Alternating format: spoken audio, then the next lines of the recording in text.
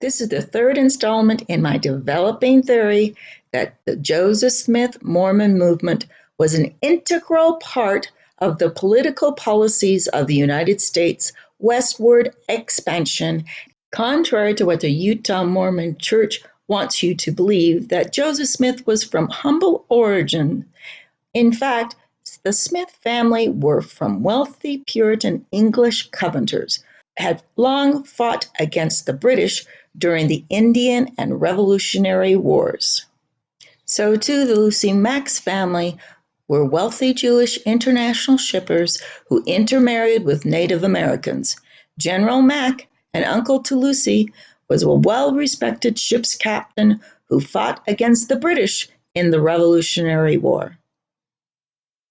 Brigham Young and the Quorum of the Twelve were British agents serving the interests of Britain in its effort to recolonize the United States. Before the Civil War, Britain used certain northern native tribes to regain territory during the multiple Indian Wars and the War of 1812, all financed by Britain out of London. The history, buried, concealed, destroyed by the Utah Mormon Church is this. Smith and Mack families were wealthy New England interracial abolitionists dedicated and loyal to America. This fact was intolerable to Brigham Young and the Quorum of the Twelve, who hated and whose stated goal and ambition was to destroy the United States. The oath of vengeance against the United States was included in the temple ceremony up until the late 1929s. Also, the short, squat Brigham Young had an inferiority complex to the tall, dark, handsome, smooth-talking Joseph Smith, but I digress. That's another issue to be addressed at a different time. I feel like you want me, and I guess in a way you do. Holding my breath, unraveling emotions. I need some space to think this through. Call me all night long. Try to give you hints and a hard to see. Right on the line, no. Losing it on you's the last thing I know. Joseph Smith Jr.'s cousin, Stephen Mack Jr., was married to Hononegah, a full-blooded Winnebago Indian, making Joseph Smith's nieces and nephews all one-half Native American. Fact, Stephen Mack Jr. and Hiram Smith were close cousins who both attended Moore's Indian Charity School, a preparatory school at Dartmouth College, designed to train interracial Native American children to become missionaries to the native tribes. So it should not surprise anyone that Hiram and Joseph Smith started a new Christian denomination dedicated to proselytizing among the native tribes.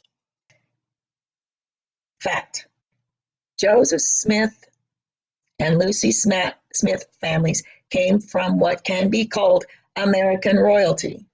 Both Smith and the Mack families were eminent colonial shipping families, generals and admirals, politicians serving in the Indian and Revolutionary Wars.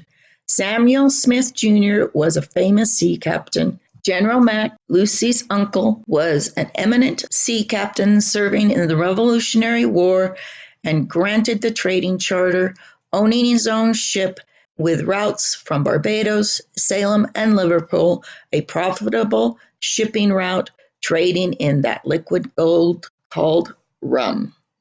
In her autobiography about the Smiths, Lucy Mack mentions her uncle, General Mack, who had sold his ship to the captain, who just happened to be transporting the Mormon community headed by Lucy Mack Smith under the auspices of the United States Navy.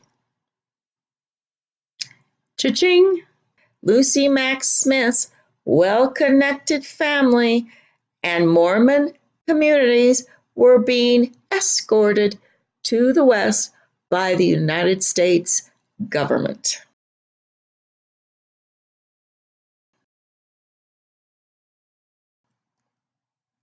So why has the Mormon Church done what they could to bury, conceal, or hide Joseph Smith's aristocratic blue blood family? And this is because I believe Utah Mormons suffer from century-old inferiority complex. Brigham Young was born of low birth and known for his vulgarity.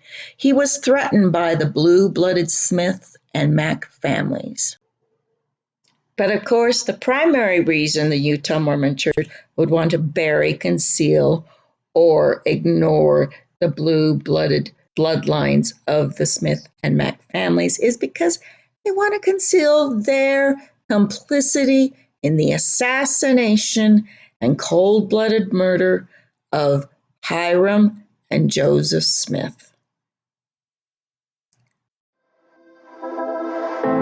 I know you feel like you want me, and I guess in a way you do.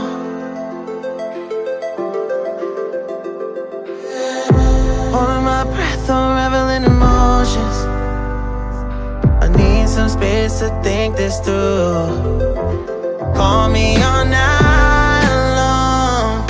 Try to give you hints and a hard to see. Right on the line, no. Losing it on you's the last thing I need. If I'm honest, I'll just make you cry. And I don't wanna fight with you.